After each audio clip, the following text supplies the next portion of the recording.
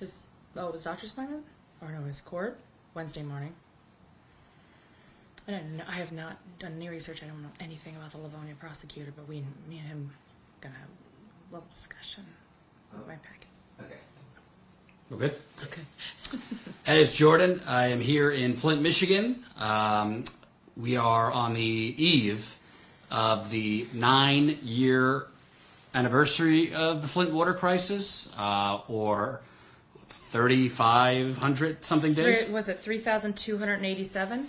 Wow, 3,287 days. That's more. And this is I've counted, this is my 19th time here. And I'll tell you, as a journalist, it's always exhilarating when you're running into something that's breaking and urgent, and it's always more of a challenge to impress upon, viewers and just, human beings that something that happened a long time ago is still kind of breaking and urgent.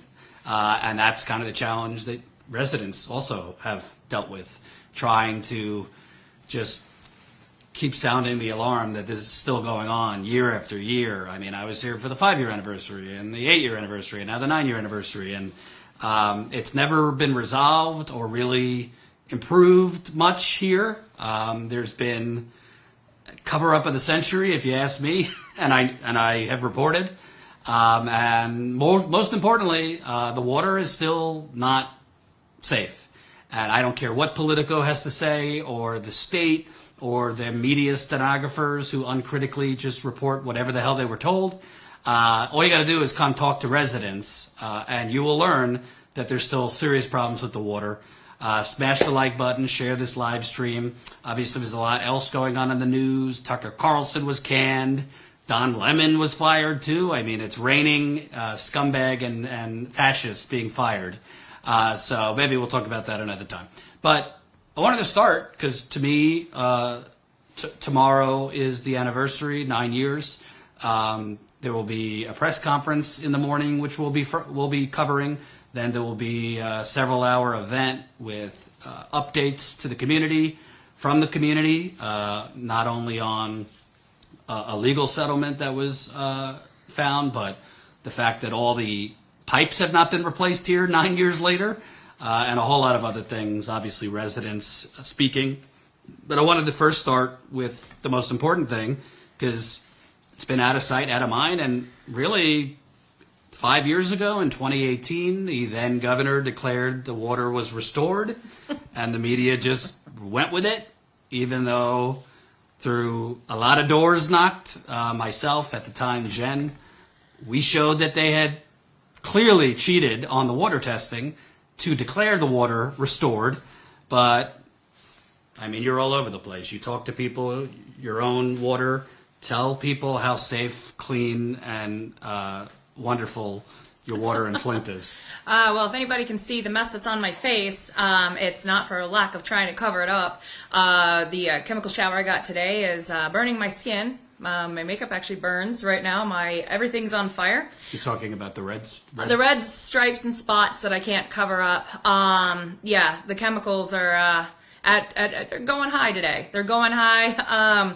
But that's the way it's been ever since they started blending our water source. They've got 2 different water sources that are treated differently, different water treatment plants, and they just kind of are mashing it together so we can actually just pay for 2 different water systems. We got to pay.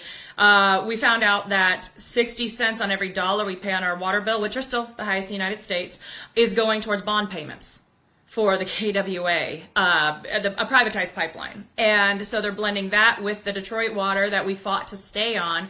And we're having disastrous results. We're having huge main breaks, like we did over Super Bowl weekend. We didn't even have water in the house, and I thought they'd shut our water off early because we had a $529 water bill. If you don't pay your water bill for 60 days, they come to, shut you off. And I didn't, because when I'd forgotten, it was Christmas, and also it is very difficult to pay such high water bills in this city that is 42% at or below the poverty line, but also when you're paying for poison and you're paying for your bottled water, which is making other people wealthy, and you're paying for your medical care and the time off work for being sick and taking your kids to all the doctors and all the specialists and all the treatment. Yeah, it gets real hard to pay for your poison. Again, it's like paying for a hitman to shoot me. Like, here, let me buy your bullets for you. Let me pay for your lead. And watching them lie, over and over again, saying it's fine. But if you, even to this day, if you look at the testing that they're testing wrong. They're testing more than once in the same house, same day, which you're not supposed to do.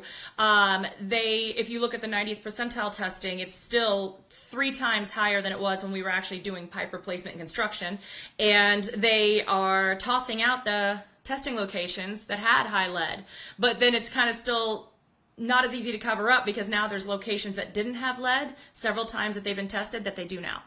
So it's showing how unstable our system is, aside from the main breaks, leaks, and all this stuff, because the pipes aren't replaced. And again, the service lines are only one part. That's what brings the water from the street to your house. But then the mains in the streets aren't replaced, aren't touched, and they're rupturing. Except for Miller Road Mansions. There's a wealthy area in Flint that just got some new mains. The rest of us, not so much. So to those who might not know the complete history, let me give you the Cliff Notes version. So essentially, Flint, which is an hour from Detroit, was receiving water from the city of Detroit for 50 years. Other than, complaints about the high cost of water from Detroit, the actual quality was not poisoning them. There were problems here and there, but the water was more or less clean. But for a whole lot of reasons, mostly greed and privatization, local officials here in alliance with state of Michigan officials said, well, it would be a great idea if we create a second water pipeline to run on the same exact path as the Detroit pipeline, which delivered water from Detroit to Flint. Literally, on the map, it's the same exact parallel path. I've never seen anything like it, where it's a duplicative pipeline that's not necessary. Detroit did not want to lose Flint as a water customer because Flint was its largest customer. And if it lost Flint, for a lot of reasons, it might go under. So they, in the last minute, in 2013, a year before this crisis started, they offered to cut their rate to Flint in half, by 50%. That's a pretty nice savings. And they did the math, and if Flint would have stayed on the Detroit water system as compared to going to this brand new privatized water system, it would have saved them 30% compared to going on this brand new water system. The only difference between Detroit's water and the brand new system called the KWA was the KWA water was raw water, and Detroit's water that went to Flint was already finished. And raw water can be used for things like fracking, agriculture, meat packing, auto plants, General Motors, where treated water, they don't really want treated water, they want the raw water. And it's also cheaper, the raw water. So all these people, the local officials, the state officials said, this isn't a privatized pipeline. It was a privatized pipeline. There are whispers that there were people buying land along the path of the pipeline before the pipeline was constructed. How they knew about the pipeline, who knows, because it was going to inflate, the property value with the pipeline. There was talk of the blue economy, how if Flint joins this brand new water pipeline, it would give businesses a new source of water. Anyway, it gets complicated, but Flint was bankrupt. That's not complicated. It was basically bankrupt. It didn't have the money to finance joining a brand new water system. It would cost Flint north of $100 million to finance its part of joining this brand new water system because they had to issue bonds, which, governments and local governments issue debt with interest that they have to pay back. So they did this phony baloney bond deal, which essentially allowed Flint, a broke city that legally was not allowed to borrow any more money, it allowed it to borrow $85 million to join this brand new water system. And in the deal, it said Flint, while this brand new water system is being built, has to use the Flint River, which if you live in Flint or Michigan, Flint River was a dumping ground for over a century. General Motors was dumping, actually 2 centuries. Paper mills were dumping in the 1800s. General Motors in the 20th century. Frack wastewater, dead bodies, literally. So that brings us to 2014. They rush the workers at the Flint water plant, get this plant up and ready by basically in 6 months, get it up and running for April 2014 because we're switching to the Flint River for about 2 years until this brand new KWA was built. The workers at the plant are screaming, we're not ready. They were literally hiring people that have no water experience whatsoever, like people who were garbage men before, no offense. People I was told that worked at Walmart, hired 2 months before to work at the water plant and help the city switch to a brand new river.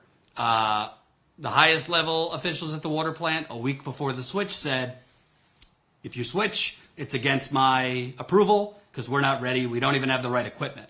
And they switched. So pretty much right away, people were having rashes, losing hair. I've heard nosebleeds in some residents. But for 18 months, it's basically what the people of East Palestine are experiencing now. Don't believe your lying rashes. In the case of East Palestine, don't believe your dizziness. Don't believe your fatigue. Don't believe your burning eyes. Don't believe your nausea. Don't believe your chest pains. A lot of other symptoms. It's all in your head. In the case of Flint, it's all in your head. The rashes, stress. Losing hair, whatever.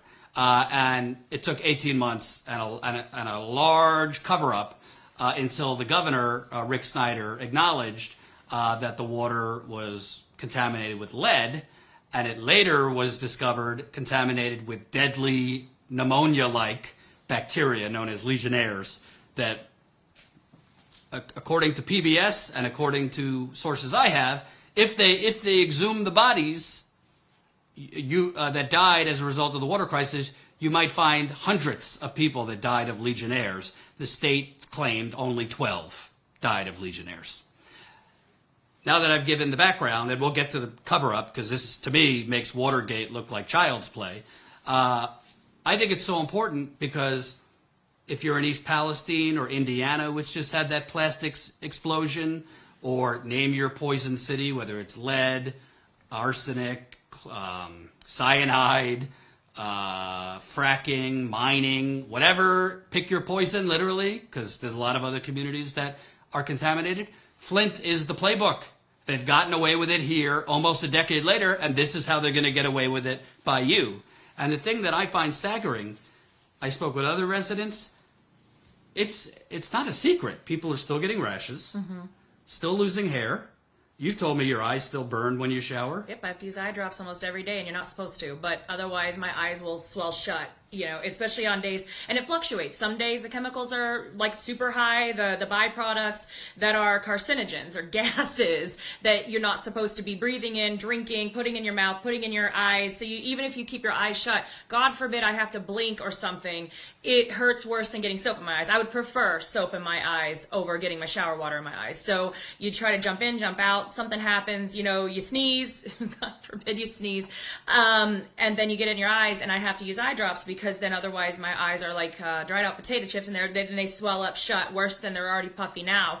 And then this is happening, and it ends up happening like all over, and it burns. And when you put lotion on it, even in the most natural lotions, coconut oils, things like that, it still burns. It burns to touch it. So it's chemical burns, and we've had doctors and dermatologists tell us this, and we're like, great. So you try to rig together a filtration system, right? You try, like we have like this monster we have 2 different filtration filters. But again, at the end of the day, tap filters, shower head filters are not meant to save your life. They're not to prevent you from dying. They're for usually aesthetics. Like take the extra chlorine out, take the, the smell out, or if there's some iron corrosion, a little orangey kind of after, to remove that, or to remove the sulfur smell from wells, things like that. They're not meant to protect your life.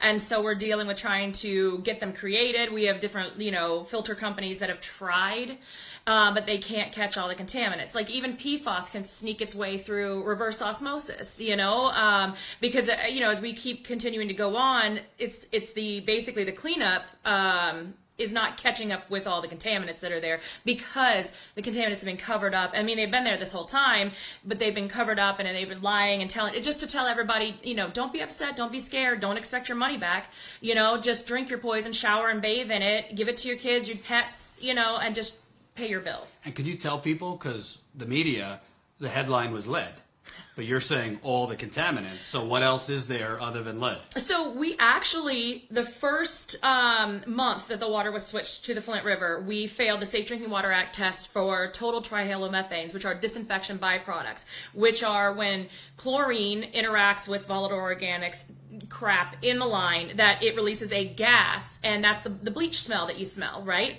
You're not supposed to be smelling that. That just is a byproduct when chlorine does its job. Well, you shouldn't have so much junk in the lines to where it's going to smell like bleach when you take a shower or you fill in a glass of water, because that is a carcinogen. Those gases, and it's a whole family of acids and gases that are byproducts that are not safe. And then then the question is, why was so much chlorine being dumped in the water? Well, during 2014, unbeknownst to us, there was E. coli. Fecal coliform, which of course you know what fecal means, poo in the water, in the river, because nobody in northern cities drinks from river water. One, it changes and fluctuates too much for water treatment plants to keep up. Two, you've got acids like salt, road salt, farm runoff, fracking waste, all the different things that you would have going into this river without, and also something that got that you didn't mention because there's so much, is that our water treatment plant hadn't been used for 50 years for treating the water, and so it was sorely outdated. It only was mandated to run full time for a month. Yes. Out of each year. Yes. So it hadn't run it hadn't run as a full-time water plant in decades. I also failed to mention when Flint switched to the Flint River, Genesee County, which Flint is part of, a couple 100,000 residents, Genesee County, this new pipeline, they were the daddy. Genesee County was the main owner. They stayed on Detroit's water while their pipeline was being built. Main difference, Genesee County is a lot wider than Flint. But the Detroit water was coming from Lake Huron. Lake Huron is part of the Great Lakes. The Great Lakes is some of the most glacial, cleanest, pure water on Earth.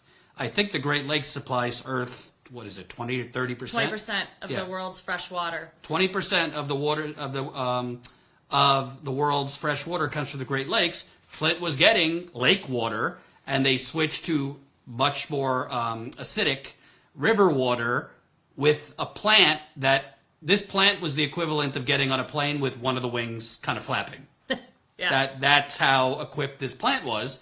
But I think something really important with the Flint water crisis, and to understand it when you're talking about East Palestine and all these other things, there was so much more effort by the government put into the PR spin, put into the public relations spin, and almost like the damage control and almost like the crisis communications than actually solving the problem. Because you're seeing it in East Palestine too. They put out some testing in Flint. Very quickly, miraculously, even though they didn't replace the pipes at that point, the lead levels were coming down rapidly. They kept saying that there's no bacteria in the water, even though they weren't testing for it. So that's the thing, and that's what's happening. I know, like, in East Palestine, I'm more familiar because I've been working with the residents there. I've been down there, and that's the thing, is that they're saying, oh, no, we're not finding this. Well, yeah, of course you're not finding it because you're not looking for it. And they were saying, oh, we're not finding bacteria. However, that ended up being a lie, because even though they're sitting here saying, oh, we're not finding this, wrong, because they were testing. They knew that there was fecal coliform. They knew there was E. coli, and people were getting very sick. And they didn't want to announce it because there were summer activities. We have Back to the Bricks, a big car show where everybody comes in. They didn't want to put this out there in 2014 to let people know. They didn't want people to get upset. So they didn't let us know that we were being exposed to super high levels of carcinogens. and now we have a cancer cluster. And they didn't want to let us know that there was E. coli in the water, which then we end up with a lot of people with H. pylori and polyps like me in your stomach years later, which can turn into stomach cancer. So you have that long forever. This is a forever thing. I'm going to have upper GI tests done consistently the rest of my life because of this. And then it's the acidic water. Like, that's the thing. It started tearing up people. Some people got lucky, and by lucky, it's the lowest possible meaning of lucky. Some people had orange and brown water. That's iron corrosion, which is not as dangerous. Still not good, because iron corrosion feeds Legionella bacteria, which causes Legionnaires. But the most dangerous water was the clear water, because people were thinking, well, you're stupid for drinking orange and brown water. Nobody drank orange and brown water. Those people had a heads up. They had a heads up not to drink their water. Now, they were going downtown marching, they were going to city council, and people were dismissed as those stupid, poor black people that just want something for free. While the rest of us are drinking our clear water, not realizing and not knowing, because why would we need to know this, just going about our lives, that the clear water was bringing us lead, which has no color, odor, or taste, things like copper, aluminum, tin, chromium, the different bacterias, the different disinfection byproducts, all of the things. All the while, the city and state are putting out saying, oh, it's just a bump in the road. It's just a little hard water. It'll be fine. That's what the rashes and hair loss are from. And I'm just like, well, okay, they would know. They're the experts. I pay my water bill. I pay my taxes. I shouldn't have to worry about this. And this was at a time you weren't really a political person. Not at all. You had done like PR for some rock bands. Yes. And like a lot of people, before you get poisoned, you're kind of naive and just trust what the government says, because right. What kind of sociopaths would knowingly lie to you as you're drinking poison? And that's how a lot of people felt at first. Oh, absolutely. But then you start seeing the kids getting the rashes and the kids suffering. And my reporting, Status Coup's reporting, which, by the way, you pay for, you're paying for this trip. If you're not a member, do you see anyone else in Flint? Seriously. I'm not tooting my own horn here, but I'm going on 20 trips. This is my 19th time here since 2016. I've got 2 back surgeries to prove it, possibly a third on the way. That's another story. And I'm not going to lie. It has been, my challenge is nowhere near the residents of Flint, but it has been soul-sucking work, because when you report on something that's so important that the rest of the media has actively abandoned and doesn't give a shit about, it's like intentionally hitting your head against a wall every day. Even if I'm not live on Flint, I'm always working on something related to Flint, and it is this endless, non-stop onion with so many layers of corruption. And just when you think like, I've got it, I've discovered the root of the cover-up, a whole another layer peels off. We've broken Status Coup, myself. We've broken stories in collaboration with Vice, with the Detroit Metro Times, with The Intercept, with The Guardian. I can't tell you how many outlets I delivered on a silver plate, a gold plate, evidence of destruction of evidence, evidence of payoff attempts, evidence of the former governor knowing about the deadly Legionnaire's disease 16 months earlier than he told the public, a year and a half earlier. Evidence of the details of a widespread financial scheme that led to these poor people being poisoned. And every outlet said, thanks, great work, goodbye. The New York Times, in fact, tried to steal the story. And I think more people are getting it. It's very it's human nature, on to the next story, right? It's very difficult to keep. The word crisis loses its meaning as time goes on. But it's still a crisis, because if you can't definitively say the water is now safe, then children are still drinking contaminated water. The elderly are still drinking contaminated water. Relatively young people in their 40s who are immune compromised because of being poisoned are still drinking contaminated water, still showering in contaminated water. And I don't think people realize, because the media didn't report it. And if they did report it, I saw the headlines, Flint is now a cancer cluster. People wonder if it could be because of the water. No, it's because of it's because of the fucking water. It's the weather that caused this. Yeah. Can you talk about 2 things? 2020, obviously, COVID hit hard. At one point, Flint was the leader of the world 12.5% case fatality rate. While the rest of the world was worried about 3-5%, 12.5% case fatality rate. So we're out here yelling and screaming because we have, almost 100,000 immunocompromised, immunosuppressed, immunoaltered people that got hit hard. We lost some amazing people. They died fast and hard. It might actually be more than that because a lot of people left Flint. A lot of people left Flint, but also a lot of people weren't diagnosed with COVID until later, much, much later on. I myself, it took forever, and I'm a social worker in mental health, and it took me forever, and we didn't have time off. We were still on the front lines, and it took forever to get a test, so we don't know how many people earlier in 2020 actually did die because of COVID, and they said it was pneumonia. And we had people that also died of strokes after having COVID. And it's an ongoing thing. And yes, the rest of the world's finding out about this. But yeah, we were in 2020, we're screaming, hi, we have a 12.5% case fatality rate. And in order to respond to this. That was the largest in the world. Largest in the world. And how to respond to this, the state, county, health departments were all like, you know what we need to do? Not go help the people. Let's change how we report the numbers. So they broke it down instead of the cities, they broke it down in zip codes. So that way you'd had to add up, and you and I worked on this. We had to add up and then divide and then had to parse out.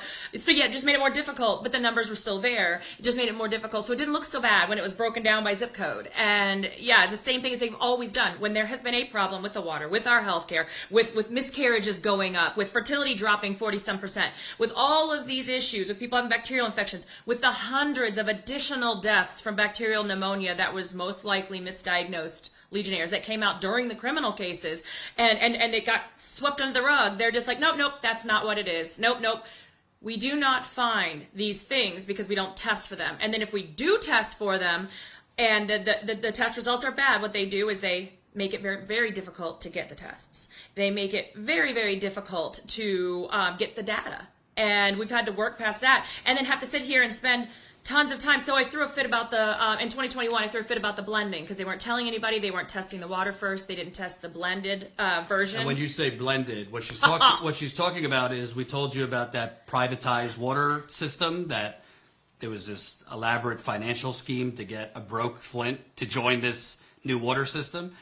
Basically, in 2021, the city basically said that Detroit Water, because after the jig was up, after the governor admitted that the water was toxic here, Flint got off the Flint River and went back to Detroit's water system. It was just under a different name, but basically Detroit's water system. But in 2021, they claimed because of a valve issue or yeah, they had to do a valve issue. And then basically the state, who couldn't care less about the water they're sending us, said, well, we don't want Flint, in case something goes catastrophically wrong with Detroit's water system, which is the strongest, could hold up to a nuclear bomb, is the strongest in the country to their water treatment plant. Just in case something catastrophic happens, like, they care because they've done catastrophic to us. But fine, that was the thing. Well, we don't want water sitting stagnant in the line to switch over to a backup source. So we're just going to go ahead and pump two sources, blend them together and say good luck, but also make sure you pay for both. Because you know why? The bond payments came due, and Genesee County couldn't afford the bond payments without our money. And that was the bond payments for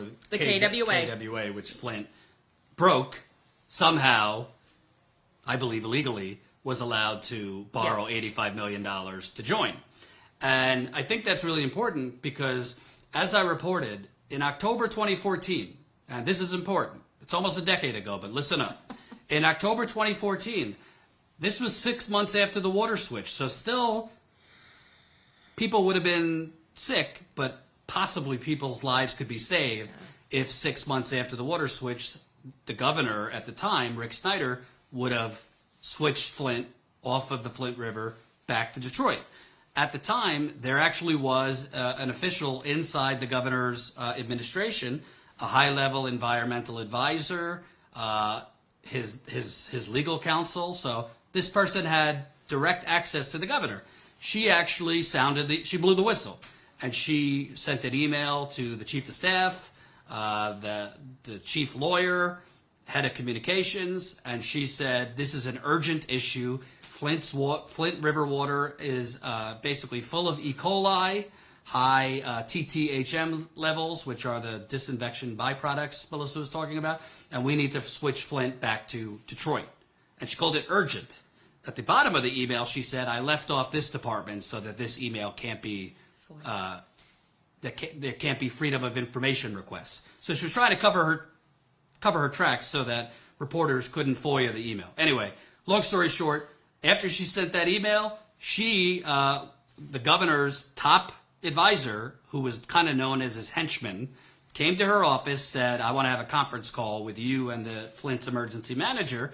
She restated her case why Flint needs to switch back to the Flint River. He told her it would be too expensive. It would be too expensive because Flint was already on the hook for these bond payments for this totally unnecessary privatized water pipeline. So the city can't pay Detroit $1 million a month and pay for bond payments for the privatized water pipeline. So they kept residents on this toxic water, knowing full well the hair loss, the rashes, knowing at that time that there was the largest spike in Legionnaires in American history. Legionnaires is the deadly waterborne outbreak. A lot of times it's misdiagnosed as pneumonia because it mirrors pneumonia. But why that's important, bottom line, I think they knew before that, but documented, they knew as early as 6 months after the water switch that there was Legionnaires in the water, other stuff in the water. The governor, as we reported, he was on the phone over 2 days with his chief of staff, the head of the health department, like drunken teenagers. There was 22 phone calls between the governor, his chief of staff, and the head of the health department in October 2014, 2 days after that whistleblower I just described who sent the email.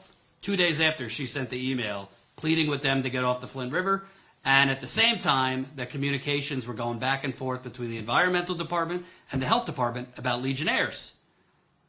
He wasn't on the phone talking about, Michigan State versus University of Michigan.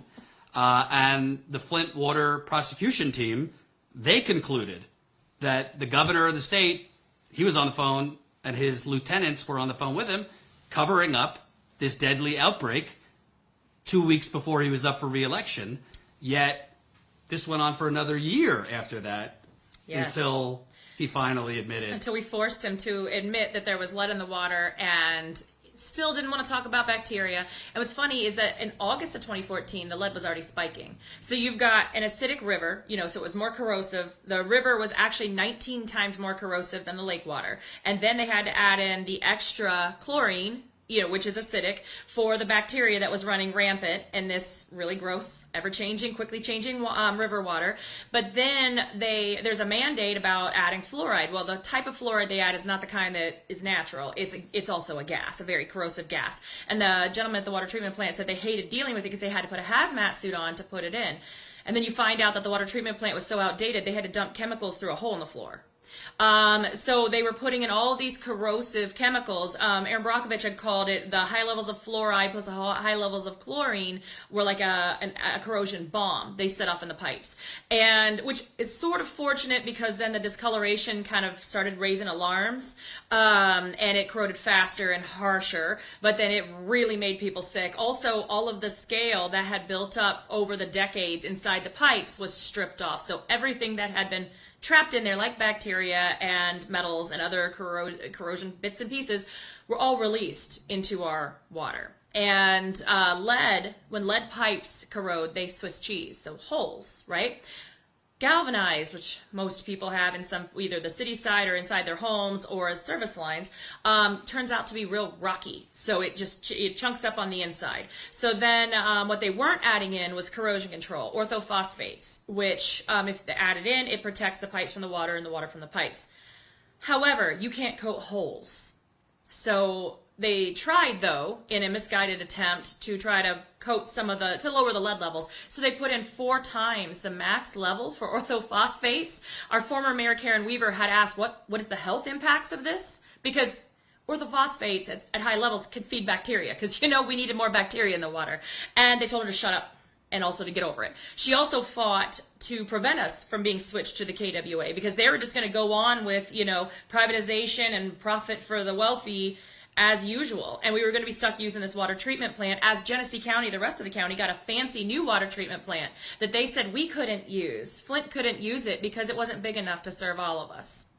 But yet now we're paying for water from this water treatment plant to be sent to us. However, when the people's water got switched who are on the KWA, by the way, as a side note, they have corrosion issues. Their corrosion control had to be doubled almost right away. And so they're trying to do the bare minimum because the untreated raw water that's being pulled from Lake Huron is traveling 70 miles without being treated, without sun, without anything, and it's basically bacteria water pooing on itself, per what Bob Bocock explained to us. Then going to a water treatment plant, and they have to do pretty severe treatment by that time, instead of treating at the source and sending it clean. So it's pretty disgusting. We didn't want it, and they're shoving it down our throats now. They didn't even have to ask our permission, because if it's under 2 million gallons per day, they didn't even have to tell us. I found out by accident that they were going to be blending the water. So then I started screaming and yelling about this and emailing EPA and everybody, what can we do about this? Then my attorneys with the pipe replacement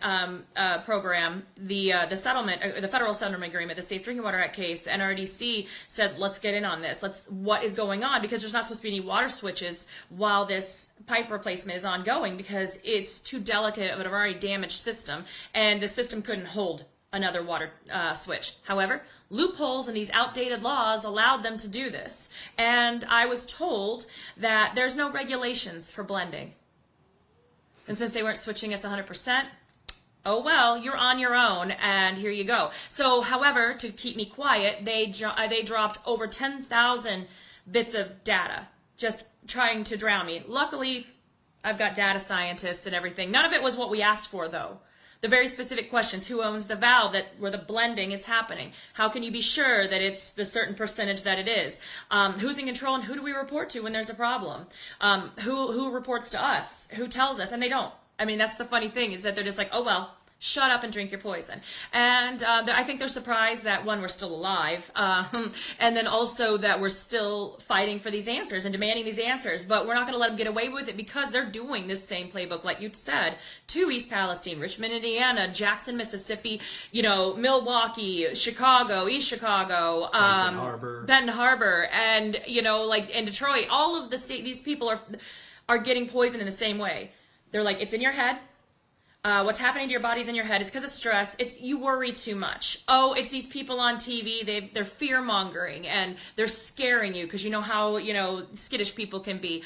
Oh, nope, there's no problem. Oh, nope, we found nothing. Sure, there's this little problem, and they'll maybe admit to a toxin, but it's not the most deadly one, and it's not the one you should be concerned about. My favorite, I don't mean favorite because this is serious. There was an inferno in Indiana 2 weeks ago.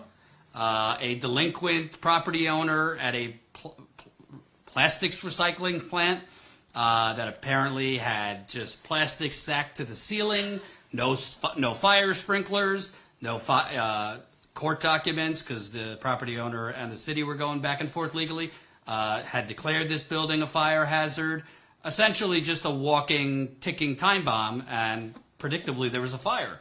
The EPA, I was shocked, comes out saying we've detected something. Because normally they say, oh, our testing is showing everything's dandy. They said that they detected hydrogen cyanide, which I looked up, and is fatal. Like, if you breathe it, you can die at certain levels. Erin Brockovich told me there's hundreds of chemicals in this fire, because there's different types of plastic combusting.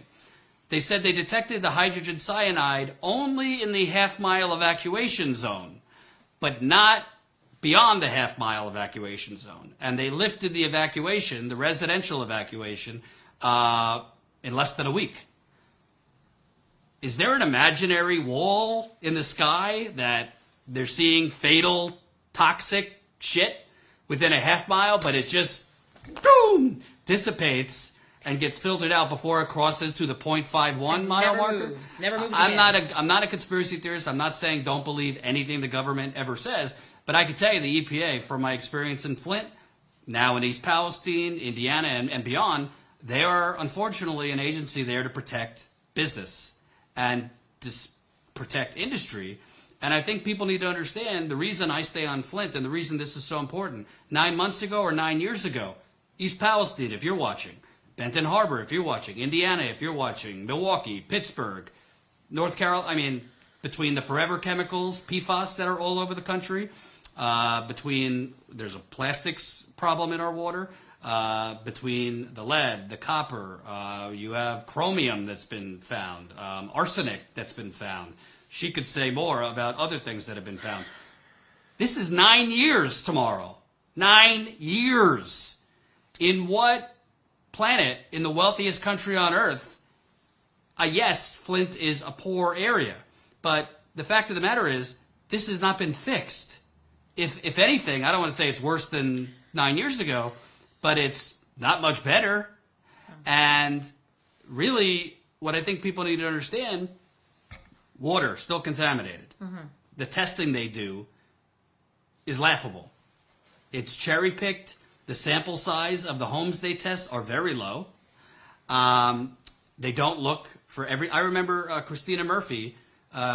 Christina told me years ago that she and her ex-husband now, they were invited to the state environmental lab because they were trying to pay them off because they were being a little too loud.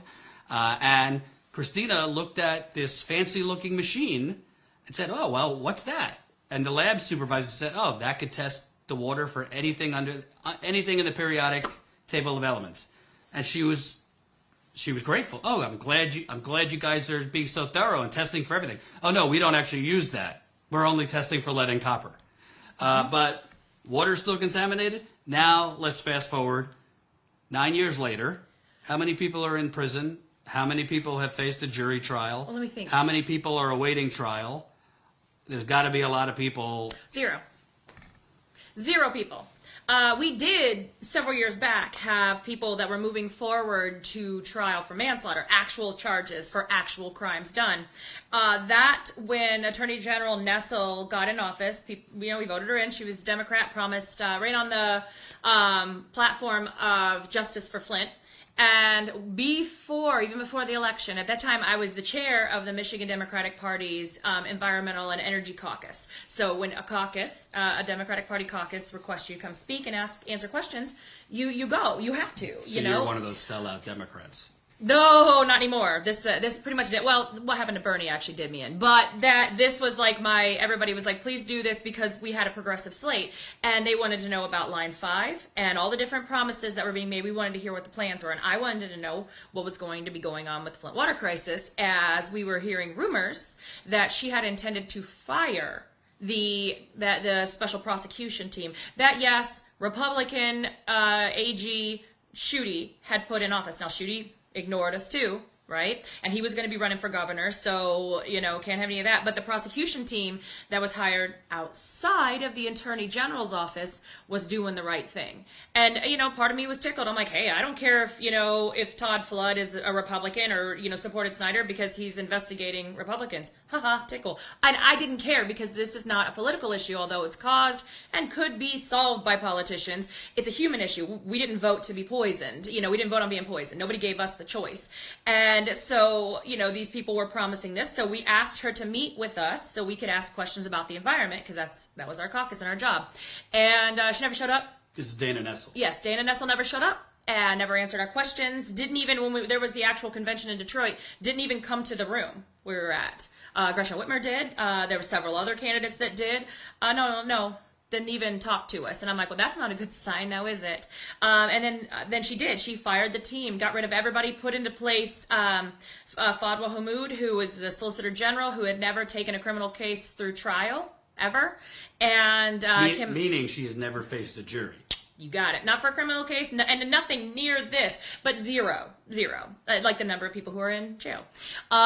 So you know what I heard from somebody on Nessel's campaign? She appointed Fadwa Hamoud Solicitor General. Apparently, Hamoud was pretty helpful in fundraising on her campaign. So I don't know what her qualifications were to become Solicitor General. I can't speak to that. She wasn't practicing. But I do know that she was very helpful in raising money for Nessel's campaign. She was on the board at Henry Ford Hospital in Detroit. So, I could have done it, I'm sure. I could have just zipped through law school real quick and the time it's taken to throw this in the trash. And I wish I could be surprised. I mean, you got the audible blink from me, but the surprise face, that's long gone. Oh, wow. You give your buddies. Oh, and then also failing upwards. Because after Fadwa Hamoud has failed, by basically threw out the charges, said Todd Flood made a mess, even though judges had said, yes, these cases are good enough to move forward to trial. People were being bound over the night before that hearing happened. They threw them all in the trash, didn't tell anybody, not even the victims of people who died. So for people that don't know, this first investigation started in 2016. It had a special prosecutor. So think of the federal version of Robert Mueller. This was Todd Flood, independent, didn't work for the Attorney General's office. The chief investigator used to run the FBI office in Detroit. This man, Andy Arena, was a key player in bringing down the Gambino crime family. If you're in New York, the mafia helped bring them down. Also did a lot of the investigation after 9/11. Yes. Not a nobody, somebody who's done some shit. And they had filed charges against 15 officials, state officials in the Snyder administration and officials in Flint. And after very long pre-trials, the longest in Michigan history, they had successfully gotten a judge to cross over the two top health officials in Michigan, forcing them to face a jury trial for involuntary manslaughter. So, according to the judge, it was good enough. It was good enough because now the head of the health department, the chief medical officer, was going to now have to face a jury for involuntary manslaughter charges. And Nessel, before she won, was trashing the investigation, saying it was political, saying they haven't accomplished anything, even though they had just gotten a judge to, they call it bound over these two top-level defendants. Okay, so she fired them all. And it's since then, I've talked to lawyers who said, I have never seen anything like this. So Dana Nessel fired this whole original investigation claiming they were incompetent. Essentially, she fired them. She appointed, in my view, people that weren't qualified to run it. She then dropped all the remaining charges within 6 months. And she also... so one of the things that we had said was we did not want the Attorney General's office prosecuting and defending the same people, because it's the Attorney General's office to defend state departments and state officials for the same crimes. So, because that would have made no sense, right? So yeah, that's why a special outside prosecutor was appointed, because in court with the civil cases and the criminal cases, as well as the Safe Drinking Water Act case, the Attorney General's office was defending Rick Snyder, his office, all the state officials and departments, right? So it made sense to not have the same team doing, defending and prosecuting, because it doesn't make sense. So then we had a town hall 3 weeks after Nessel threw it out, wouldn't respond to anybody, wouldn't talk to residents of Flint, did not say a word until 3 weeks later. Nessel herself didn't even show up, and we were told that we were just going to have to wait and see. But yet they promised us that even though they were all employees of the Attorney General's office, and we were asking what the hell, they said there was, and I quote, the same wall that was around Richmond and East Palestine, there is an invisible conflict wall that would prevent the Attorney General's office from, crossing over, saying that that they were defending these same people we're trying to investigate and charge. What the hell? And I said, but, invisible means it doesn't exist. You realize that, right? Like, invisible wall means it's not there. It's not like oxygen. Invisible wall means it doesn't exist. So, oh my God. And then I asked some questions and got screamed at as a Poison Flint resident. That was really good. And then it just went to hell. Beyond hell. Because then we didn't know what was going on. Nobody was being held. Nobody was answering us. And I had to ask the question, do you know what justice means to Flint residents? Have you actually spoken to any Flint residents? Because the previous prosecution teams actually moved to Flint to spend time 24/7 with us, listening to us, looking at our evidence, because we were the experts here, because we were the ones that had gathered it. We were the ones that forced them to admit there was a problem and to get the water switched back. And we were the ones winning in court to get the pipes replaced, and the civil cases, everything was because of the people.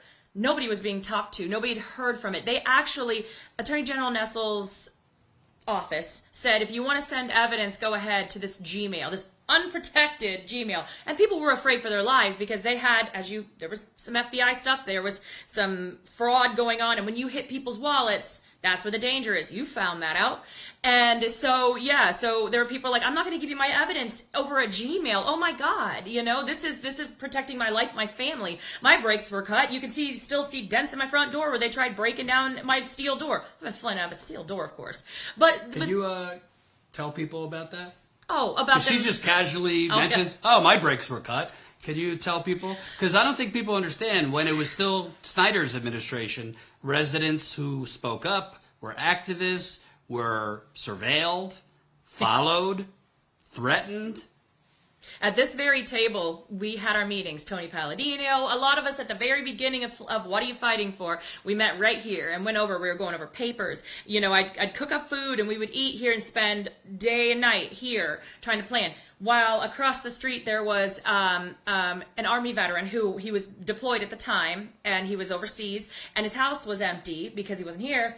And then he ended up losing the house, but the house had been sitting empty, but there would always be cars parked across the street. And we could see them, so we'd wave, but they would follow everybody from my house to wherever they were going, which was usually home.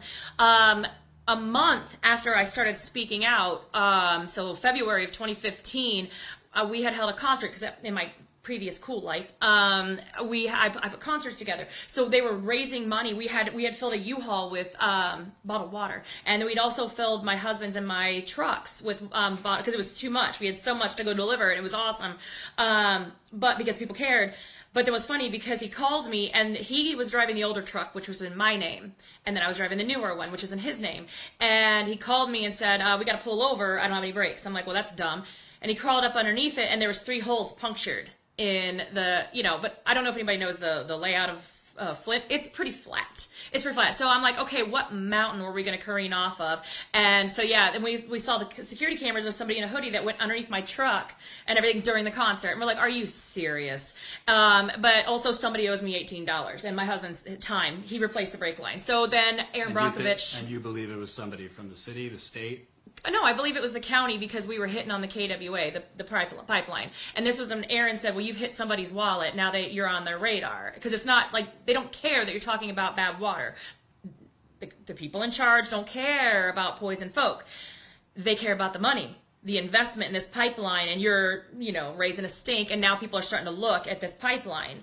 And we had gone to some meetings in other cities they were trying to sell this pipeline to these other communities, and we'd go to their meetings and stand up and talk about how bad it is to lose control of your water, and how bad raw water is, and, all this stuff. And I got told in my face, Jeff Wright came into my face and said, little missy, which don't call me that, you and I need to have a conversation one-on-one. And I said, I don't have time to get disappeared. So I did not go do that because I didn't have time for that. But then my brake lines got punctured, and then all of a sudden there was somebody in the middle of the night banging on my front door with a gun, and then somebody broke into my truck in my driveway. Like, I'm going to leave important documents there. But all of my group's cards, my What Are You Fighting For cards, were spread across the front 2 seats of my car. I'm like, and they stole my purse, but then they found it in a neighbor's yard. I mean, it's not like there's anything in it, except they stole some of my makeup, which is gross. But it was constant. It was, we'd have DDoS attacks from, because my husband does web design, and, then we'd have people follow me all the time without license plates, and they were always trying to cut in and interrupt and shut stuff down. But Aaron had said, look, you're on their radar. You're hitting their wallet. That's when, you have a choice. She said, you're at a crossroads. You can shut up, be quiet, just try to protect your family and pretend like none of this ever happened, and maybe they'll leave you alone, or you get louder, you get in front of every single camera and you stay there, because if something ever happens to you and you disappear, then they'll look into who you were looking into. And I said, once again, can I not disappear? So after a long conversation with my family and everything, we talked about it, and we're like, now we're staying. And we got some big dogs, and we got security system and all that stuff put up. So more money we had to put out because of these people. And I'm like, I don't know who you think you're messing with, but also you poisoned us. You poisoned my kids. You've broken my house, my plumbing, everything. I don't know what more you think you have to take from us. But when you got a whole bunch of, and a lot of it's women, across the board with these fights, but you've messed with my kids. I worked hard to have these kids. I skipped caffeine. I ate well. We nursed, did all the breastfed, all the difficult tasks you do to keep these kids healthy. They didn't have pop or caffeine at this point ever. And, I gave them water because you said it was safe. You crossed my babies. you can do whatever you want. I was in my mid-30s. I'm like, well, I guess I lived a good life, but you mess with my kids, and that's not okay. And they've all had problems. So we actually have documentation from their neuro evaluations and their neuropsych and their osteopaths and the rheumatologists all in documents saying they have been impacted by not just the lead, but the other contaminants in the Flint water. So learning disabilities, growing disabilities. My boys are 6'3". I remember years ago, one of your sons was having problems with memory, just standing. Yeah. Like, Oh no, cold. When former President Obama came to Flint, they wanted us to stand for hours in the gym because they didn't have enough seats and everybody's kind of packed in and stuff. And we didn't get seats because I was doing interviews just trying to talk about how we hope to God he gives us a federal disaster, even though we knew it probably wasn't going to happen, and it didn't. But yeah, he couldn't. My youngest couldn't stand up, and then Obama was going on, fake drank the water, and then said, oh, I probably ate lead paint chips as a kid, and we didn't wear seat belts, and we're fine now. I'm like, well, what about the people that are dead and not fine? And then I didn't say that out loud because my babies were with me. So my youngest is now sitting on my feet on the floor because he can't stand, because their joints and bones hurt because my kids have Sever's disease, and basically their growth plates closed prematurely. And because they were between the ages, they're around 9 and 10 at the time. So heavy metals makes your growth plates that are supposed to be open and spongy close prematurely. So as they were hitting their 6'3" heights and there's big growth spurts, their muscles and joints weren't growing with their bones. So they started hunching over, had to drop out of basketball, had to drop out of sports altogether. That's where Cole was, my youngest was going tonight, was to get, he has special orthotics that have to go in his shoes. And so does his older brother, because they can't stand right and they can't stand for long periods of time because it hurts. And so they had to go to physical therapy to have them pull their muscles and joints out. So I don't know what makes you want to, what people can tolerate watching their kids being in pain. And I wouldn't wish it on these officials' kids because the kids had nothing to do with it. But if I could wish it on these officials, absolutely.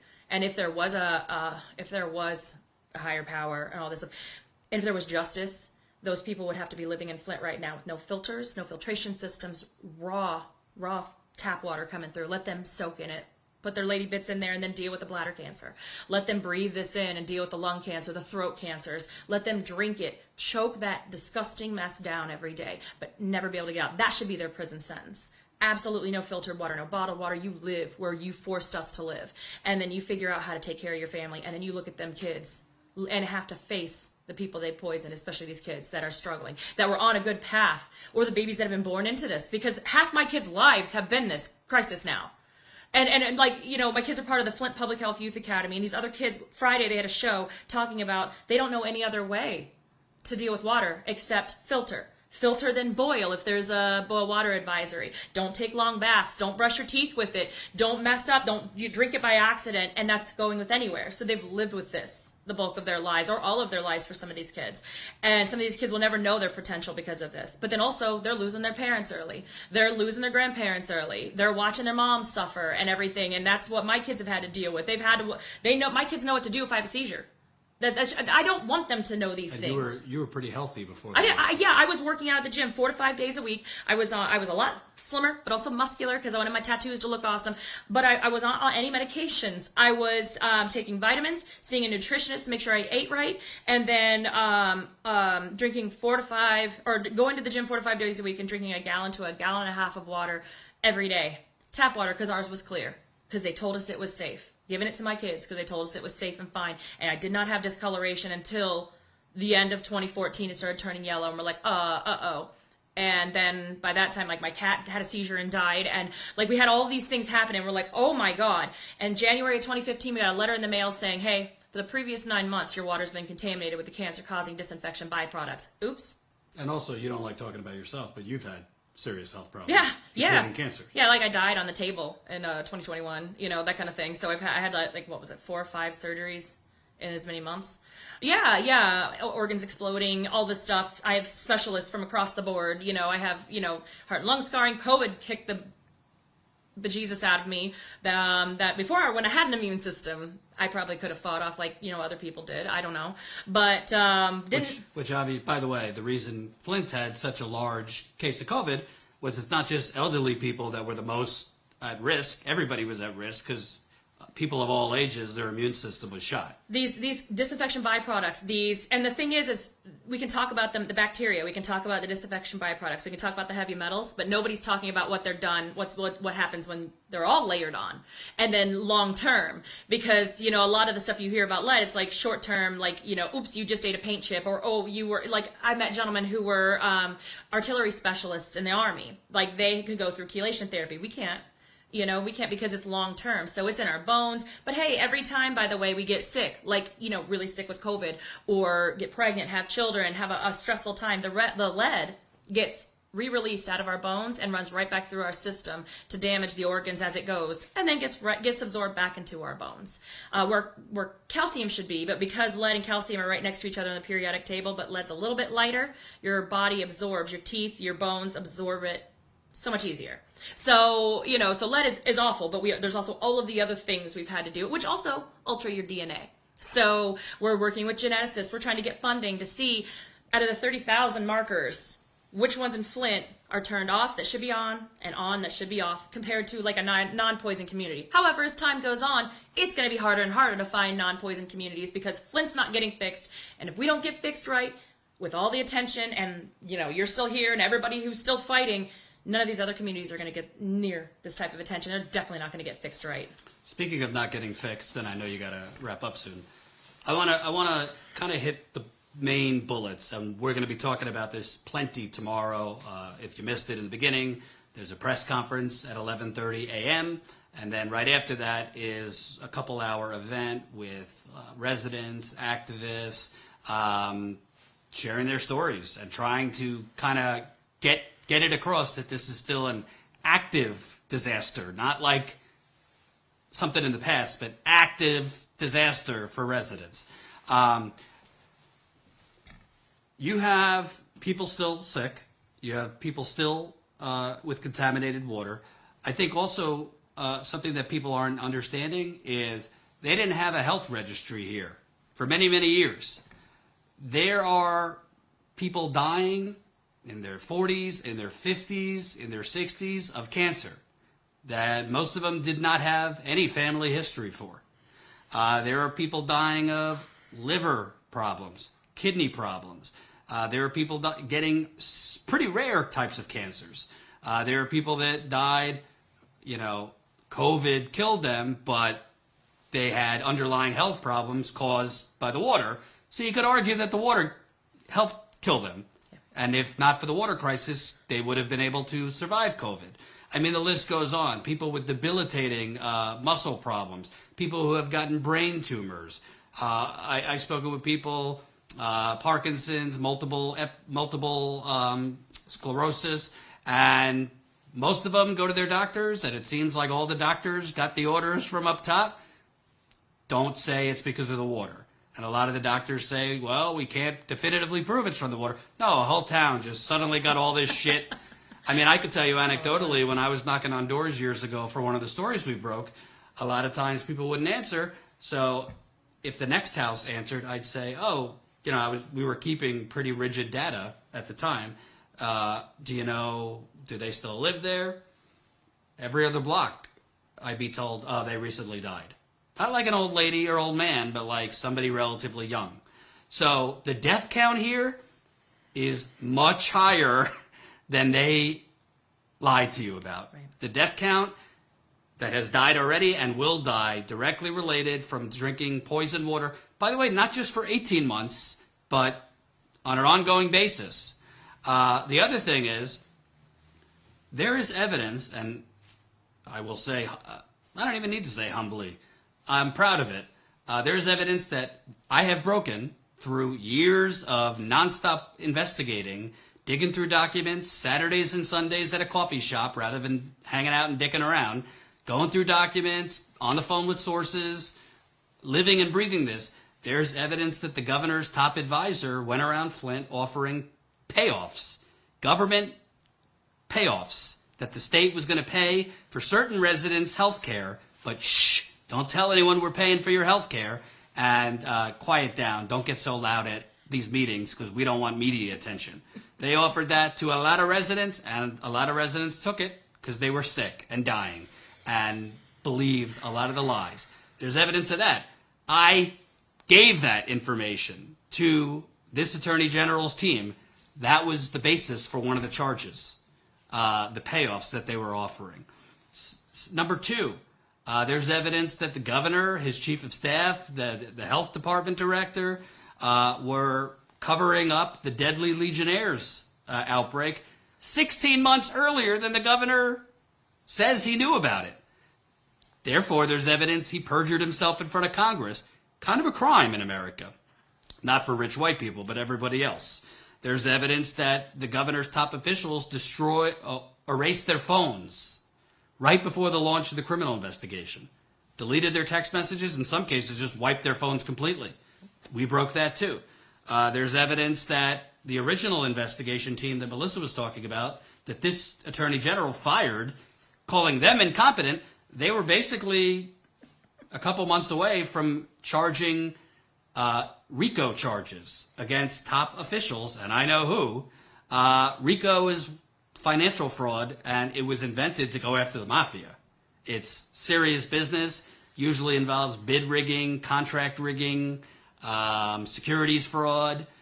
They were going to charge major officials for a scam that led to the poisoning of Flint. The current Attorney General's team basically sat on it. Didn't do anything.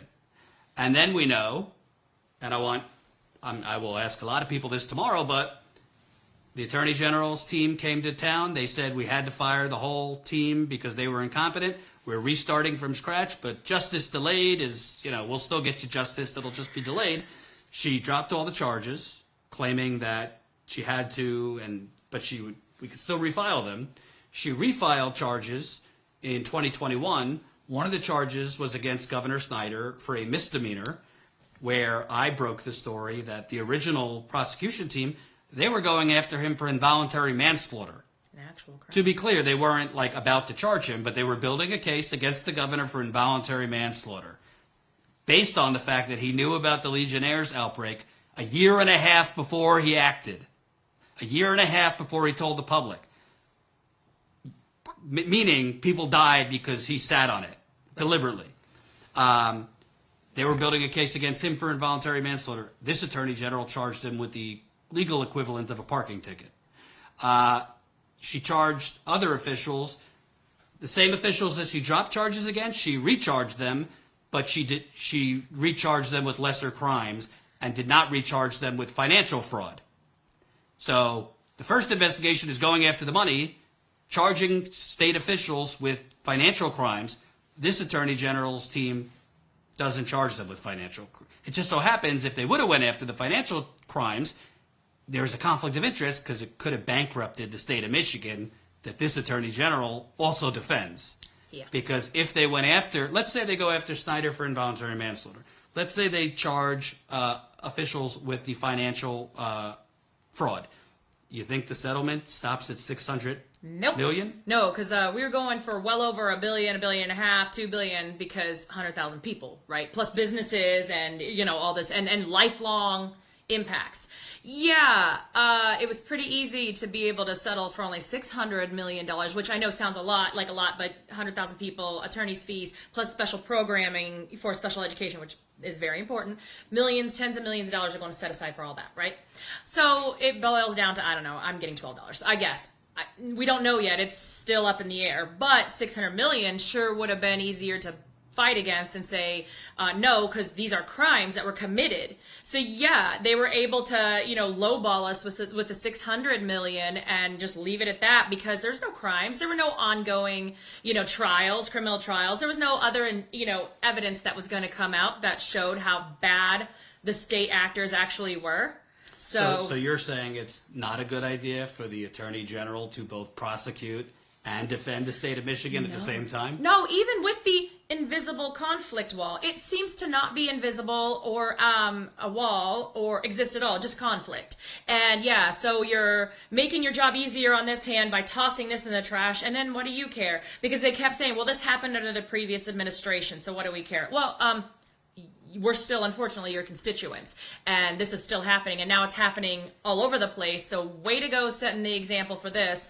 And let's just keep an eye out for political aspirations moving up the ladder. Because failing upwards is what they're good at. Because, by the way, she promoted, Attorney General Nessel promoted Solicitor General Hammoud after failing and then trying to refile these charges, but going in front of instead of going in front of a grand jury like a respectable, like you should, if you've got good evidence, you go with doors open. They went to a one-man grand jury, which then violated the constitutional rights of the people that poisoned me. So then I have to be mad at the Attorney General for violating the rights of the criminals, but also it's not like they violate my rights. I have no rights. I get that. But in order for charges to stick, I've watched Law and Order. You should probably do it right? So they violated it. And not only, by the way, did they get all of the charges tossed. All of the indictments were just tossed in the trash yet again.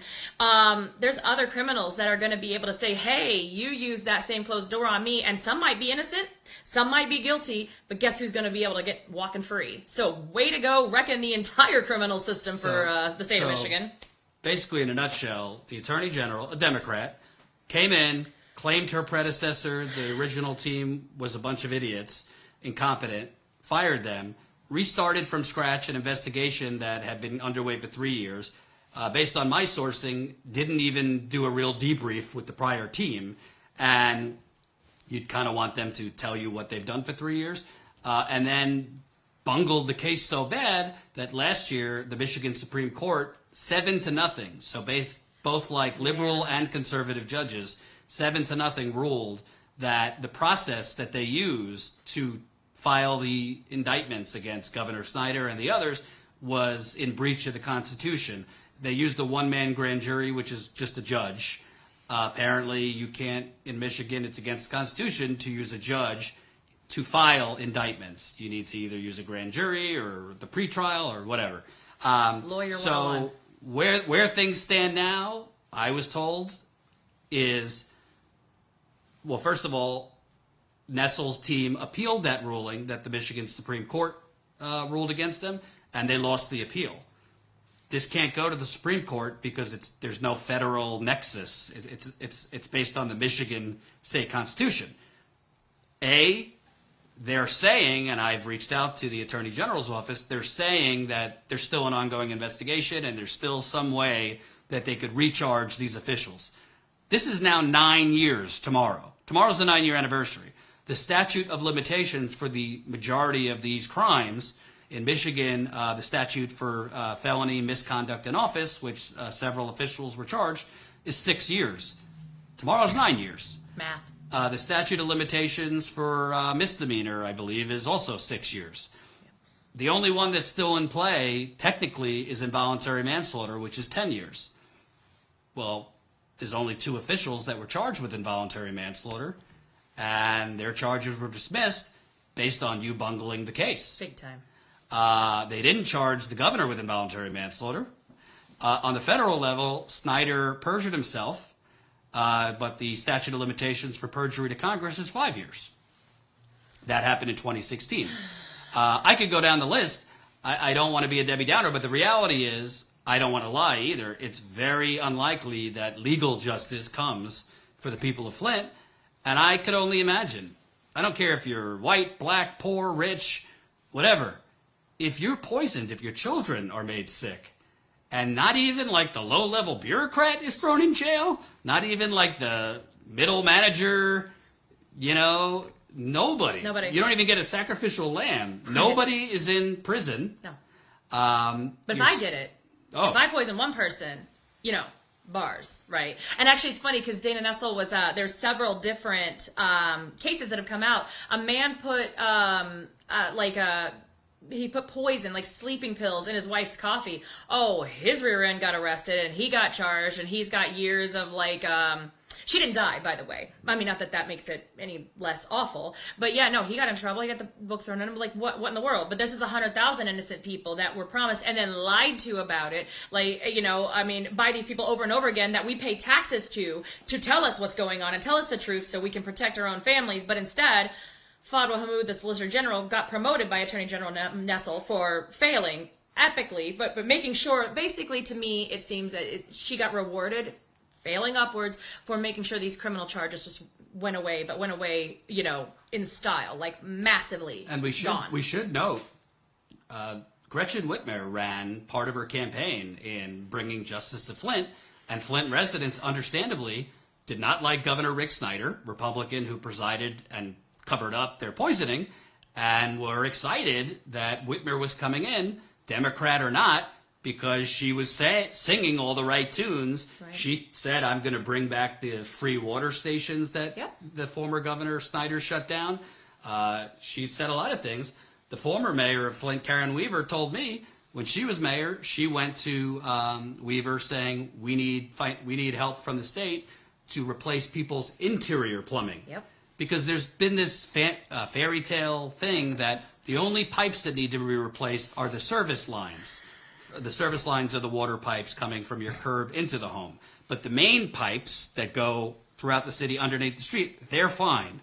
And the interior pipes inside your home, they're fine. So the acid water only contaminated 1 out of 3 pipes.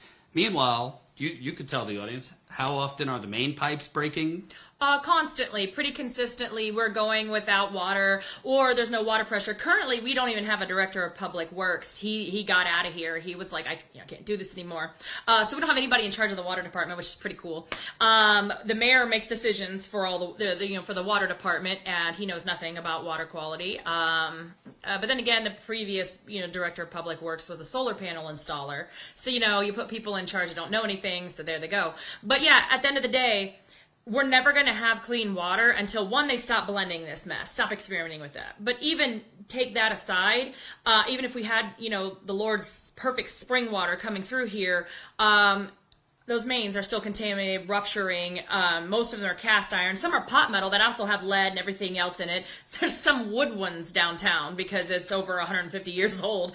But then the interior plumbing, galvanized, lead solder, copper, it doesn't even matter because guess what? The acid water did not skip. Also, all of our appliances, we've been through 4 or 5 water heaters now. We've been through 2 sets of washers and dryers, 4 dishwashers. Our kitchen had to be taken out of the studs. Our downstairs bathroom, because of water leaks, it ate through and ate everything around it. So people's homes, they have their poo lines rupturing in the walls, and nobody's paying for that. Nobody is paying to replace any of this. Also paying the highest rates in the United States, plus buying bottled water, making sure that it's not Nestle or Blue Triton now or whatever they're called, and doing what we can to protect our family, take them to the doctor and all that stuff. And it sounds like a lot and it sounds very negative, but at the end of the day, they did poison the wrong city. Because we've not given up, toxic Avengers or whatever we are, we're surviving as best as we can. We're fighting to make sure this stops here. And we're fighting to make sure this doesn't happen to anybody else, that it stops faster. Like in Benton Harbor, when they found out, we jumped right on it, and they got fixed within a year. So, oh my God, that's great. Although we're over here going, oh, wait a second. The infrastructure bill, the money, it's not enough, but it's something. For the first time in forever that, or never, it's never happened before to where that's been, federal money for service line replacement. You're welcome to everybody else, they're getting And they it. haven't even changed all the service lines 9 years later. Nope, and that's another thing too. So that's my lawsuit. We had to go back to court in February, and this current mayor likes to just blame everybody else and not do the work because they're hoping we'll die off, shut up, give up. And my God, we have our days that we want to, but we watch our kids suffering, watch this happening to other people, and we're like, no, we got to do what we can to help. Offer, here's our wins, here's our losses, because we have had wins. Flint has made history on numerous occasions. One, we were the first with our civil cases to bust through governmental immunity because we had constitutional rights experts as attorneys. We were able to show that they violated our constitutional right to bodily integrity, our 6th Amendment, which is the only thing that trumps governmental immunity. Just keep that in mind with all the police brutality charges and stuff. But it can be done. They told us it couldn't. We were the first to actually win a Safe Drinking Water Act case to force the government to pay for the service lines. And not just at the curb, but all the way up to the water meter at the house. I'm proud of getting that changed. And that's making a change. We got the strongest, even though not good enough, lead and copper rule for the state of Michigan, so strongest in the country. It's a good example. It's a good start. So we have all these wins. So it's not like we're just sitting here boo-hooing and complaining. It's like, but for real, there's so much more that needs to be done. And it seems like the government, instead of, getting out of our way and just letting us fix it and get it done, they've spent more money delaying, denying, fighting against us, trying to discredit us, suing us for $3 million to shut us up, and all that stuff. But we just keep plowing through because what's right is right and what's wrong is wrong. And poisoning people is wrong. And if I ever change my mind on that, it's a different story. But at the end of the day, these people need to pay in one way or another. And if we can continue to annoy them, block them from getting these cushy jobs and these speaking engagements, like former Governor Snyder was going to speak on civility and politics at Harvard. We stopped that with the great help of y'all out there who helped us, tell Harvard this messed up. And so they canceled that, which is great. Harvard also took a lot of money from Jeffrey Epstein, knowing he was anyway. So it's not like they do the right thing all the time. Yeah. So no. So but shaming people and of course, encouraging good folks to run for office and if and when, hopefully if this happens to you, we're hoping to be a good example for y'all to fight back. Do not give up. Do not let them get away with it. Do not throw your hands up and say, oh, well, it's the government. Nothing can be done. Yes, there can be things can be done. That was my 2 more questions. That was one of mine because I talk to people in East Palestine right now and they're despondent. They're fighting amongst each other, which I know, activists here know about that. The powers that be that poison you love to then divide and conquer. And they don't know where to turn because the EPA is telling them everything's fine. They know the testing is nonsense. Their kids have a lot of symptoms. The adults have a lot of symptoms, but they don't know what to do. They're up against a powerful corporation too. What's your message for not only East Palestine, but viewers who a train might explode in their neck of the woods. Pipes might explode. A plant might explode. A tanker truck might explode driving on the highway and poison their community. I mean, the list goes on.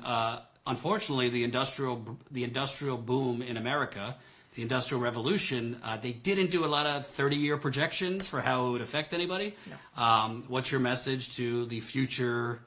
I hate to say it, but the future. Flints. Yeah. Yeah. Well, it's not easy. It's okay to take time off because you got to take care of yourself. So take care of your health. And yeah, you're going to fight amongst each other. You're going to do it. The government's going to turn you against each other. But as long as the people who are responsible for the poisoning and responsible for fixing the disaster are in charge, don't trust a thing that they tell you. You cannot. Always double check. But also take everything down. Collect all the evidence. You trust your gut, because like Aaron Brockovich says, Superman's not coming. You are your hero. You are your best bet. You know what's right and what's wrong. So don't tell anybody that you're wrong. Don't tell anybody that, don't let anybody tell you that you're wrong. And don't let them say you're fear-mongering, you don't know what you're talking about because you don't have a PhD. We know when our faces have rashes and when things hurt, when your body hurts, you're sick. And you can smell it, you can see it. What is it? 7 out of 15 CDC workers got sick in East Palestine. They're saying, oh, it's fine. Yeah, okay, CDC workers going to lie. Right. Okay. But here's the thing. If it happens, when it happens to you, it's not in your head. Don't dismiss it like we did. I thought it was stress. I thought my hair was falling out. Because you don't think that the government is going to let you be poisoned, that they're going to poison you and let you die. But at the end of the day, our government is not set up for us. It was initially, but it's not now. It's set up for the corporations. And it's there's no health protective standards in the laws that exist. So when they say meets and exceeds or meets all federal regulations, well, that's great. That means somebody doesn't have to pay money, but that does not mean it's protecting your health. Go with your gut. You are your best expert. Also, there's other experts out there. FLINT, these other cities, just reach out to us. We're doing everything we can to help you, but stay strong. Don't let them divide you. Don't let them win, because then they're just going to do it easier to the next and the next and the next community. And it is exhausting. Take your breaks, but trust your gut and don't let them get away with it. And lastly, I think a major part of this, and something I've experienced like up close, I think the media abandoned the people of Flint. The national media, yeah, they'll do their anniversary segments. I think ABC did an anniversary segment. You'll get a little, maybe a mention or two tomorrow. But in 2016, they came here for 2 weeks, and then they went right back to the magic Trump escalator and all the empty podiums of Trump's campaign rallies. Then there was years of, Russia and the new Cold War. Now it's kind of reversed. East Palestine, what's happening with them? Trump's back running and the indictment watch and, and communities basically get teased with attention right away, and the residents get that sigh of relief. All right, the journalists are here, and I'm swatting away reporters for a week, and then you're lucky if you get, the paper boy. Right. I mean, other than us, a very, very select few others, there's no, I don't even think the local media really covers it anymore, other than just regurgitating whatever the hell the state government tells them. That must be really, how do you deal with that when you're basically doing the work of the government and the media? Oh, absolutely. We have been doing the work of the government. We've been taking care of one another. We change filters. We deliver water. We give people resources. We do what the government's supposed to do. We don't poison people, of course. The government's not supposed to do that either, but they do. And yeah, we're doing the media. We're doing our own media. We have you, and then we have to do it ourselves. Like, I want to sit here and go live and have everybody see my rashy face and, my messy house and all that stuff. But we have to do these things, and we have to do these announcements. We have to do these press conferences. We have to do these community meetings, because at the end of the day, the only thing that we've got is us and a few of you to get our words out there. And again, it is to get Flint fixed, but it is to make sure this stops. Because in no way, shape, or form is this justice. The people who kept promising us justice apparently don't have a dictionary, but actually haven't talked to us. And watching other governments, other states, cities are watching this and saying, okay, well, we can put up with a couple months of a headache with some reporters, parachuting in and then leaving, and that's fine. Nobody's been held accountable, blah, blah, blah, blah. So we have to stop that. So in Flint, we feel responsible to stop it from happening to us again, because here we are back in 2014, 2015 again. And it is exhausting, and it's frustrating, and it's heartbreaking. It's all the breaking words that you can possibly think of. But the fact that we still got you, and you guys out there that care, and that people are still reaching out and saying, hey, this is happening to us now. And I don't want everybody to wait around until this happens to them, but we're hoping that we can get to everybody before that, so they know how to fight back maybe before it happens, but also that people realize you have a responsibility. You do have a say, because it's easy to sit back and relax when government's working as it should, at least that you think it is, that it's protecting you. You're paying your taxes, just like I thought. You're paying your taxes, your water bill, everything should be fine. Like they're supposed to regulate railroads, they're supposed to regulate factories, all that stuff, and all of a sudden you realize, poof, nope.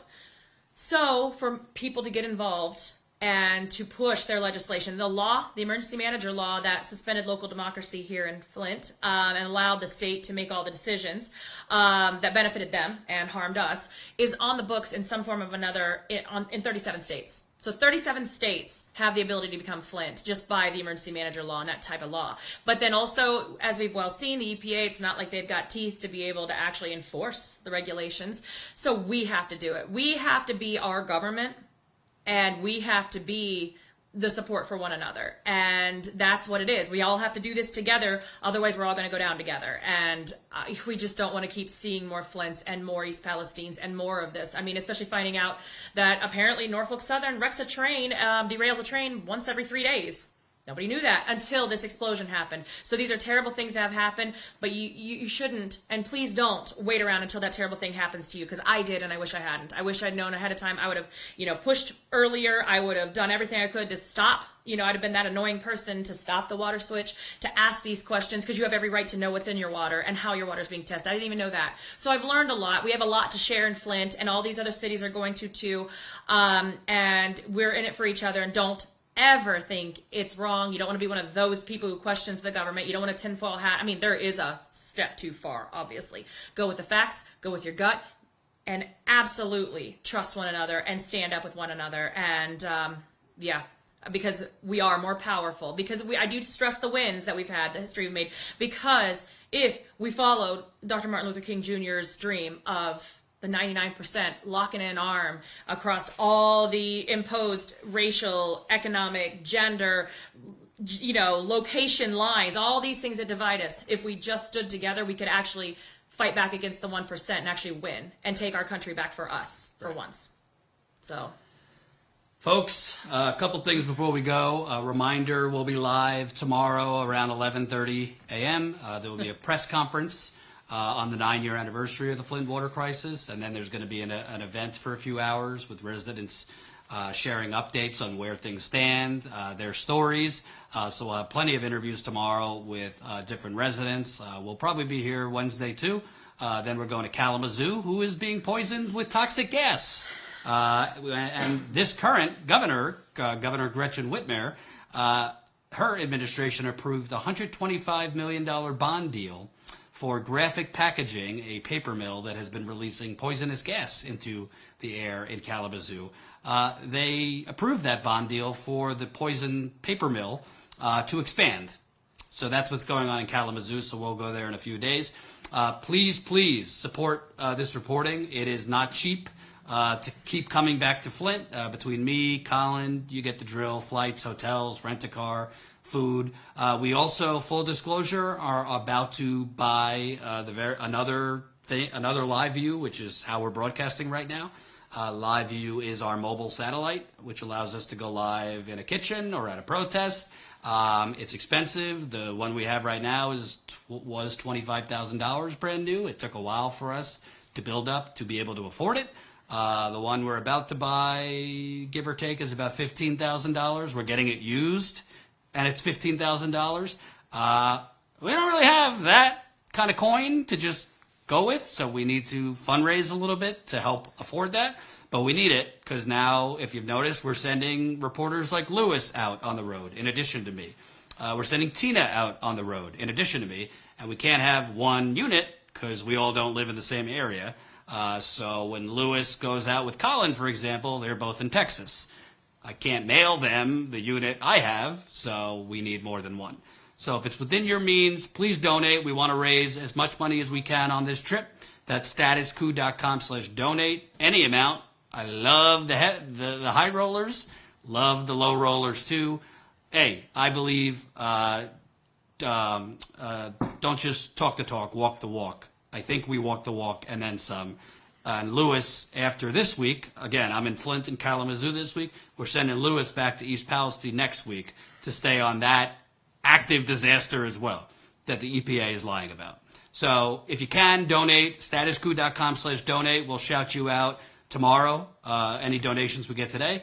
And in addition to the donations, we also, long-term, need to build our membership. So if you could become a Status Coup member today, statuscoup.com/join. This is our main business model. We're kind of knocking on the door of 2,000 paid members between our website, Substack, and a variety of different sources. But our main platform is our website. So if you could sign up as a member today, statuscoup.com/join. You could become a member for $5 to $10 a month. That's how we fund it. You might not think $5 takes you that far, but if you get a lot of $5 members, $10 members, you build that, you stack that up, you could afford X amount of trips per month, equipment and a variety of other things. So please support us. I know there's plenty of people out there asking you for money, and they're doing such important reporting on Tucker Carlson getting fired and Don Lemon getting fired and the latest Trump case. Listen, everybody's got their own role. I think the most important thing a journalist can do is show the fuck up, to keep showing up on the ground in the forgotten communities in the United Corporations of America. They're not sexy. They're not vacation spots, no offense. And they are not going to make me or Status Coup rich. But this is where these are the victims of this corrupt country. Flint, East Palestine, Indiana, you name it. These are the living and unfortunately dying victims of this corruption. So we need media to be out here. And I can't do it alone. So if you can, statuscoup.com/join. It's the best feeling in the road when you are on the road and you look at your phone and you start seeing sign-ups, because that's how you know you're doing something right if people are willing to throw in their hard-earned, not a ton of money so that you keep doing this. So please sign up, statuscoup.com/join, and once again, statuscoup.com/donate. And if people want more information on what you're doing, activism in Flint. Yep, Flintgate. I am Flintgate, one word, on Twitter, but also Flint Rising, all one word, .com, and also Flint Rising on Twitter. We are as active as we can be. We can always use help, but we're out in the streets and, taking care of one another. And then, of course, in Plains, trying to help take care of everybody else and prevent you from becoming us. So, yeah, we appreciate your support, appreciate you supporting this guy and the few people that actually still care about us. And, yeah, we appreciate you guys not saying that we're not sexy. Apparently we're not as sexy as the Trump circus, but, you know, I guess we could find something. I find it plenty sexy, but unfortunately, the mainstream media, I've been told, Maybe my rashes will turn orange or something. I've been told, you know, we commend you for sticking on this, but this won't rate, or we won't, you know, this won't give us a bang for our buck if we allot the time for editors and legal review to a story like this. I've been told, because I'm writing a book, and I got offered by a small publisher, but I'm trying to get a bigger publisher, if you're a publisher out there. I've been told by some agents, I think your reporting is amazing, but I don't really think this book is commercially viable. Commercially viable. Calling you all dumb. I.e., people don't care or understand. And I said, well, maybe I'm naive, but I've built a little small thing. We've built a little small thing here with an audience that does care. And when more people are exposed to the reporting we're doing, they love it because no one else is doing it. So I think you're wrong to the publishers out there and the elitist East Coast editors out there from the media organizations that have ignored our reporting, helped cover it up, frankly. So we'll stay on it. Again, we'll be live tomorrow starting around 11:30 in the morning. Thank you for watching. And again, sign up, statuscoup.com/join.